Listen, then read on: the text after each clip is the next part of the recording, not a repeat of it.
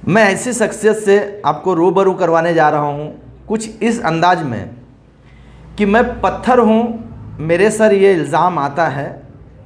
मैं पत्थर हूँ, मेरे सर ये इल्ज़ाम आता है, आईना कहीं भी टूटे मेरा ही नाम आता है। रफ़ीक कामदार, रफ़ीक कामदार, रफ़ीक कामदार।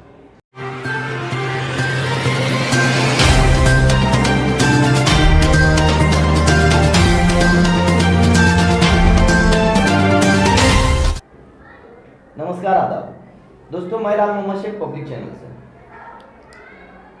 आज मैं बात करने जा रहा हूं एक पत्रकार के मुद्दे को लेकर, जो आज के तारीख में मुमरा कौसा में बहुत सुर्खियों में है।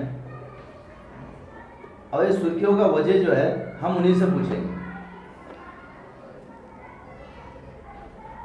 रफ़ीक भाई, बहुत बहुत स्वागत है आपका पब्लिक चैनल में। शुक्रिया जनाब। बहुत दिनों से मैं देख रहा हूँ, एक 2-4 दिन से, कि आपके ऊपर जो है बहुत ज़्यादा जो है एक आरोप लगे हैं। और ये आरोप आज कोई पहला नहीं है आपके ऊपर जी। इसके बाद भी बहुत सारे आरोप तरह तरह के लगे हैं। तो आखिर वजह क्या है जो ये आपके साथ ही हो रहा है? वजह तो आप भी समझ सकते हैं लाल मोहम्मद भाई कि और क्या हो सकती है। वजह सिर्फ मेरी, अगर उसको आप पॉइंट वाइज देखेंगे तो पहला है मेरी पत्रकारिता। उसके बाद दूसरी बड़ी वजह है हिंदुस्तानी रिपोर्टर की लोगों में बढ़ती लोकप्रियता। जिस तरीके से हमने पहले भी और आज भी शहर के लोगों के मुद्दों को एक ज़बान दी है, एक आवाज़ दी है, उसको एक दिशा दी है। जैसे कि आपको मिसाल के तौर पर बता दूं कि स्कूल फीस का जो मुद्दा था, उस पर पेरेंट्स की तरफ से मैंने बातें रखी थी, पेरेंट्स का पक्ष मैंने लिया था। लाखों अभिभावक हैं इस शहर में जिनके लाखों बच्चे स्कूलों में पढ़ते हैं, कॉलेजेस में पढ़ते हैं। लॉकडाउन कोरोना की वजह से उनको जो है कामकाज नहीं है, धंधा नहीं है, नौकरियां चली गई। अगर किसी के पास धंधा है तो आज उसके पास उतना पहले जैसा सरमाया नहीं है। तो मैं पक्षधर था कि उनको कुछ रिलीफ मिलनी चाहिए, फीस माफ़ी मिलनी चाहिए। तो उसमें जिस तरीके से शहर के तमाम स्कूलों के अभिभावक, पेरेंट्स जो है मुझे अप्रोच कर रहे थे और मैं उनके लिए ये काम कर रहा था। और कोविड के दौरान भी मुझसे जो भी अल्लाह की ज़ात ने काम लिया, मुझे, आप भी मेरे साथ में जुड़े हुए थे उस वक्त, शाना बशाना कंधे से कंधा मिला करके आपने काम किया उस वक्त मेरे साथ में। अपनी टीम ने जो है लोगों की जो खिदमत को अंजाम दिया, उसका हमने कहीं प्रोपोगंडा नहीं किया। लेकिन ये तमाम जो एक माउथ पब्लिसिटी वाली बात है, तो ये माउथ पब्लिसिटी से जो है कुछ लोगों को बड़ी जलन है, ईर्ष्या है, हसद है। और ये जलन और ईर्ष्या जो है इन्हें मौके तलाशने के लिए मजबूर करती है। तो मौके तलाशे गए। पहले भी ऐसा ही हुआ, झूठे अर्जियां करना। मैं घर पर हूं तो बताना कि मार दिया, मैं कहीं और हूं तो बताना कि गाली दे दिया। तो उसी तरीके से यह है कि एक भरी प्रेस कॉन्फ्रेंस में इल्ज़ाम लगाया गया कि मैंने मॉलेस्टेशन किया है। तो भाई 70-80 लोग मौजूद हैं, एक पार्टी की प्रेस कॉन्फ्रेंस है, उस पार्टी के 40-50 लोग हैं, 20-25 पत्रकार हैं, आसपास के कई लोग हैं, इनके बीच में मॉलेस्टेशन किया गया और आप 5 दिन खामोश रहते हैं। क्यों खामोश रहते हैं आप? ये एक चीज़ ये है कि जहाँ तक मुझे पता है कि ये जो औरत ने आरोप लगाई है आपके ऊपर, हाँ, क्या नाम उसका, सबिया हुसैन जी, इसको लाने वाले पत्रकारिता में शायद आप ही है। और आपने इसको अपने ऑफिस में जो है काम पे भी रखा था। शायद बीच में जब कोई प्रॉब्लम आपकी हो गई थी, कुछ ऐसे ही कुछ केस वगैरह हुआ था, उस टाइम आपने, उस दौरान आपने काम पे उसको रखा था और आप ही ने उसको दुनिया दिखाया जी।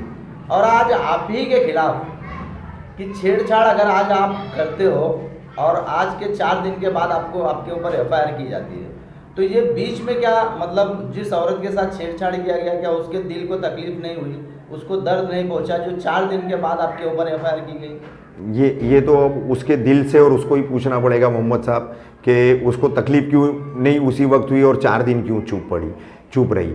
और जैसे आपने कहा कि मैंने ही उसे पत्रकारिता में ब्रेक दिया, मैंने ही उसको जर्नलिज्म की फील्ड दिखाई, मैंने ही उसको लोगों के बीच में लाया, तो मैं सिर्फ 2 लाइनें कहूँगा आपकी पसंदीदा ज़बान में। जिन पत्थरों को दी ज़ुबानें हमने, जिन पत्थरों को दी जबानें हमने, वो बोलने लगे तो हम ही पर बरस पड़े। दूसरी चीज़ है कि इतने लोगों के बीच में आपने उसको छेड़ा, शायद मेरे ख्याल से एक प्रेस कॉन्फ्रेंस था जी, और प्रेस कॉन्फ्रेंस में काफ़ी सारे लोग होते हैं जी, क्योंकि मैं भी एक पत्रकार हूँ, देखता हूँ प्रेस कॉन्फ्रेंस में जाता हूँ जी। तो इतने लोगों के बीच में आपने छेड़ा तो किसी को दिखाई नहीं पड़ा। तो आप क्या मिस्टर इंडिया की घड़ी इस्तेमाल करते हैं कि क्या, मतलब जो आप लोगों को दिखाई नहीं दिए और आपने छेड़ दिए? बड़ा मज़ेदार सवाल है आपका मोहम्मद भाई, कि इतने लोगों के बीच में छेड़खानी हो गई और आप जो है किसी से कह नहीं रहे हैं, आप वहाँ पर कोई कोहराम नहीं मचा रहे हैं, आप उसके ऊपर किसी तरह की कोई बात नहीं कर रहे, जबकि वहाँ पर समाज के अच्छे खासे जिम्मेदारी निभाने वाले लोग हैं। एक नगर सेवक मौजूद है, शाह आलम शेख, 33 नंबर प्रभाग से एमआईएम के नगर सेवक है वो। कलवा मुमरा विधानसभा अध्यक्ष सैफ पठान मौजूद है, जावेद सिद्दीकी जैसे नेता वहाँ एमआईएम के मौजूद हैं, उनके कई साथी मौजूद हैं, लीगल एडवाइजर एमआईएम के एडवोकेट अब्दुल्ला पठान मौजूद हैं। अब ऐसा मतलब इतने लोग मौजूद है। पत्रकारों में महिला पत्रकार फिरदौस सूरती मौजूद है, आपको तस्वीरें में दिखाऊंगा और तस्वीरों में आप देखिए वो फिरदौस सूरती मेरे कहाँ बैठी है करीब में, सना फडनीस करके महिला पत्रकार है वो कहाँ बैठी है, और उस दौरान सबिया और हुसैन जो उसके पति है वो कहाँ खड़े, किन लोगों के साथ खड़े। जिसके साथ छेड़खानी हो जाए, चाहे वो मिस्टर इंडिया की घड़ी पहन के की जाए या बगैर मिस्टर इंडिया की घड़ी के की जाए, तो वो छेड़खानी के बाद इतने इत्मीनान के साथ कैसे खड़ी रह सकती है, खास करके अगर वो महिला पत्रकार है तो। बिल्कुल, एक हवा में आपका बोलना है, एक हवा में अगर किसी का कपड़ा भी उड़ जाता है तो वो एक बार पलट के देखता है। और आपने तो पूरी उठाने की कोशिश की। जी, पकड़ लिया हूं, पता नहीं क्या क्या कर लिया हूं। अच्छा, एक चीज और है कि जैसे कि मुमरा कौसा में और मुमरा पुलिस, ये पत्रकारों के लिए एकदम ऐसे छूट बैठी रहती है। जहाँ तक मेरा अंदाजा है कि कोई मुद्दा आवे और पत्रकारों के ऊपर तुरंत एक केस बनाया जाए या उनके ऊपर एफआईआर किया जाए। तो मुमरा पुलिस के आला अधिकारी जो है उनसे आप क्या कहेंगे, और क्यों, मतलब ये पत्रकारों का एक जो है कुछ पत्रकारों को तो हमने यहाँ तक भी देखा है कि मुमरा पुलिस स्टेशन में तो समझो उनका घर है, जी जी, उनकी ऑफिस है जी, 24 घंटा पुलिस स्टेशन के गेट के बाहर से लेके गेट के अंदर तक जी रहते हैं जी। तो ऐसे लोगों के और बहुत सारे लोग हैं मुमरा के जो पत्रकार नहीं है लेकिन फिर भी मुमरा पुलिस स्टेशन में हाजिर रहते हैं जी जी। तो इसके लिए आप विवेक भंसारकर साहब से और जो कमिश्नर हैं उनसे आप क्या कहेंगे, क्या अपील करेंगे? उनके जो आला अधिकारी हैं ये बंद होना चाहिए कि नहीं बंद होना चाहिए, क्या कहेंगे उनसे? नहीं, बंद तो बिल्कुल होना चाहिए। मैंने तो देखिए इससे पहले भी कई चैनल वालों ने मेरा इंटरव्यू लिया, इस मॉलेस्टेशन के फर्जी केस पर उन्होंने बात की, और सेम उनका भी कहना था कि ये फर्जी मामले दर्ज होना, फर्जी शिकायत अर्जियां दे करके लोगों को परेशान करना, ये जैसे अहमद नेता और उनकी बीवी है नाज गुलंदाज, ये दिन भर वहीं रहते हैं पुलिस स्टेशन में, कभी वलदकर साहब की केबिन में, कभी मुजावर साहब की केबिन में, कभी कड़ साहब की केबिन में। खैर कड़ साहब देखिए फिलहाल जो है कड़ साहब बड़े निष्पक्षता के साथ काम कर रहे हैं, इसकी गवाही मैं खुद दूंगा, ठीक है।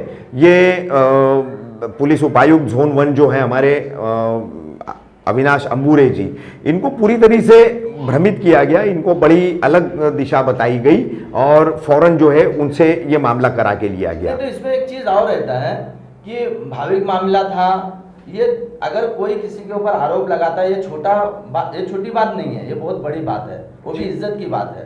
तो दोनों पक्ष को वहाँ बुलाया जाता है, दोनों का सुना जाता है जी।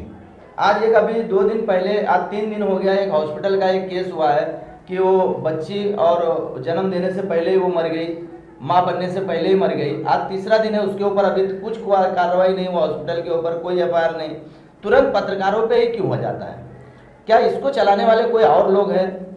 नहीं देखिए, पत्रकारों पर हो रहा है तो मैं थोड़ा सा इसमें मैं करेक्शन करूंगा कि अभी तक आमतौर पर मोहम्मद साहब आप भी देखेंगे कि जितने मामले मेरे खिलाफ दर्ज हुए शायद किसी पत्रकार के खिलाफ हुए हो, और पिछले साल 1.5 साल में तो मतलब जो 2019 में 2 मामले मेरे खिलाफ झूठे दर्ज किए गए, अभी ये तीसरा मामला दर्ज किया गया, और दर्ज कराने वाली एक ही लॉबी है, एक ही पर्टिकुलर लॉबी है, चुनिंदा चेहरे हैं जिनका मैंने अपनी खबर में खुलासा किया हूं कि कैसे साजिश रची गई, कैसे बताया गया, किस तरीके से उन्हें वहां पर रेडी बाइट देना शुरू, नहीं अभी रुक जाओ, ऐसा नहीं ऐसा बोलना है, जो हुआ है आपके साथ वो बोलिए, इस महिला पे अत्याचार जो हुआ है वो बोलिए। ये ऐसे जो बोलने वाले तमाम सिखाने पढ़ाने वाले लोग हैं, माहौल बनाने वाले जो लोग हैं, तो खास करके जैसे आपने कहा कि हमारे थाने के जो पुलिस आयुक्त हैं विवेक फंसालकर जी, उनसे आप क्या कहेंगे? तो उनसे मेरा नम्र निवेदन है, उनसे मेरी हाथ जोड़ करके विनती है कि आज आपको आवश्यकता आ गई है कि आप जो है ऐसे मामलों पर ज़ाती तौर पर ध्यान दें। ये किसी की ज़िंदगी, किसी के करियर, किसी की प्रतिष्ठा का, किसी के चरित्र का मामला आ जाता है। अगर यही बात अगर उठा करके किसी अधिकारी पर लगा दी जाए तो आरोप करने वालों को कितने जूते घिसने पड़ेंगे और कितने उसको नाकों तले चने चबाना पड़ेंगे, ये आप भी जानते हैं। लेकिन पत्रकार की बात है, और एक पत्रकार है जो व्यवस्था के लूप होल्स पर उंगली रखता है, जो मजलूमों की आवाज बनकर के अपने चैनल के जरिए खबरों को दिखाता है, तो ऐसे पत्रकार को तो टारगेट किया जाएगा ना साहब। पहले भी मैं हुआ हूं, और ये मैं 10 साल से झेल रहा हूं, मैं अभी से नहीं झेल रहा हूं, 10 साल से झेल रहा हूं।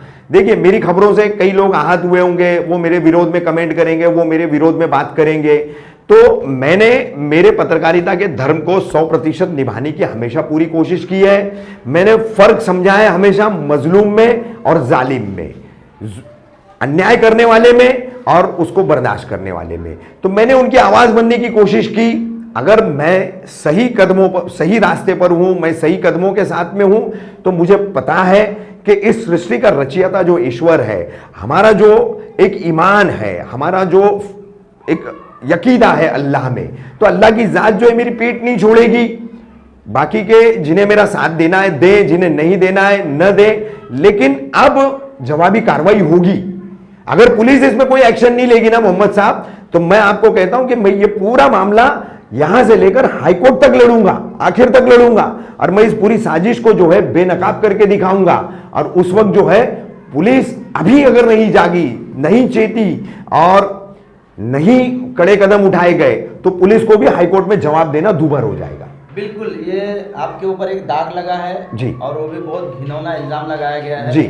आपका हक है, आपने बेल तो ले लिया है, आपको बेल भी मिल जाएगी जी, मिल गई है जी, और आप इससे फारिग हो गए। लेकिन जो दाग लगता है इंसान के ऊपर, एक उसके कैरियर पे लगता है, वो शायद किसी चीज से धोया नहीं जाता है। बिल्कुल, जैसे आपने कहा कि अगर किसी पुलिस अधिकारी के ऊपर अगर ये लगा होता था शायद वो अब तक तो सस्पेंड हो जाता, या कितने अधिकारी उसको मिलके बचाने की कोशिश करते। नहीं, सस्पेंड तो बहुत देर दूर की बात होती है मोहम्मद भाई। जो शिकायत करता है ना, उसकी एड़ियां रगड़ जाती है, जूता चप्पल छोड़ दीजिए, एड़ियां, लेकिन शिकायत दर्ज नहीं होती है।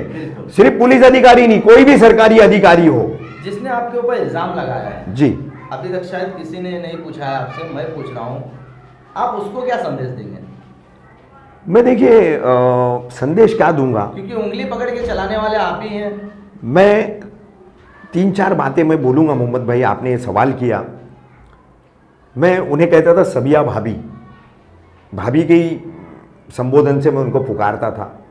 जब वो एक 16.5 साल की नाबालिग लड़की का रेप केस लेके पहली बार मुझसे मिली थी, और उस केस में मैंने मदद की थी। उस वक्त वरिष्ठ पुलिस निरीक्षक किशोर पासलकर साहब थे, पुलिस उपायुक्त DS स्वामी साहब थे, दोनों पुलिस अधिकारियों का उस केस के लिए आज भी मैं शुक्रिया अदा करता हूं कि बहुत संवेदनशीलता के साथ, सेंसिटिवली उन्होंने उस केस को हैंडल किया, और उस लड़की को यहाँ पर जितना हो सकता था उन्होंने न्याय दिलाने की कोशिश की।